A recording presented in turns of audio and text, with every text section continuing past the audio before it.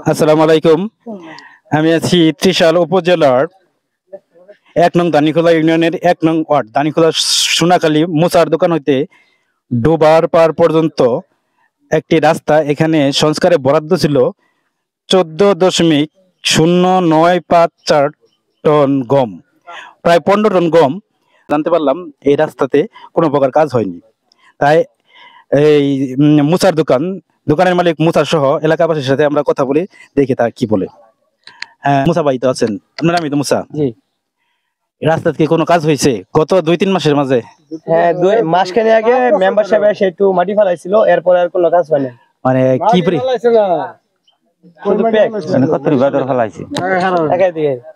কি পরিমাণ মাটি ফেলাইছে, মানে কয় টাকার মাটি ফেলাইছে? ওই ৪-৫ টুকরি ফেলাইছে আর কি। ৪-৫ টুকরি? হ্যাঁ, ৪-৫ টুকরি। এর মধ্যে আর কোনো মাটি ফেলাই নাই?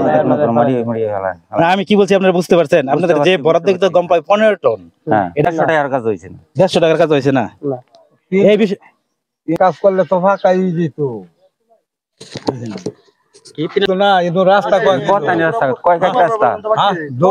আধা কিলো রাস্তা আধা কিলো তো না। ভাই আপনি শুকনার সময় আধা কিলো আটু মান ট্যাক তো আপনি আপনারা শহর সম্পূর্ণ দেখে যায়। আর কাজ করলে একের ওই বন্ধ হয়ে যেত। আপনারা নিজে আইছেন, আমরা ঘর করতেছেন। আচ্ছা, তাহলে আপনারা সবাই তো একমত এই রাস্তাতে ৫০০ টাকার কাজ হয়েছে না? ৫০০ টাকার কাজ হয়নি। ৫০০ টাকার কাজ হয়েছে না? না।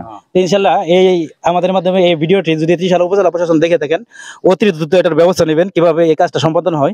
এখানে আমরা আপনাদের প্রকাশিত ওই তালিকা অনুযায়ী দেখতে পারলাম ১৪.০৯৫৪ টন গম বরাদ্দ, যার ওনাদের সাথে কথা বলে বুঝতে পারলাম ৫০০ টাকারও কাজ হয়নি। তাই আপনাদের দ্রুত ব্যবস্থা নেওয়ার জন্য অনুরোধ করা হলো। এখানে এলাকাবাসী সবাই আছে, সবাই এই বিষয়ে একমত যে কোনো কাজ হয়নি। আমরা এইগুলো উন্নত আর ওনারা বলতেছে যে ইটের সোলিং দিয়ে কাজগুলো হয়ে যেত।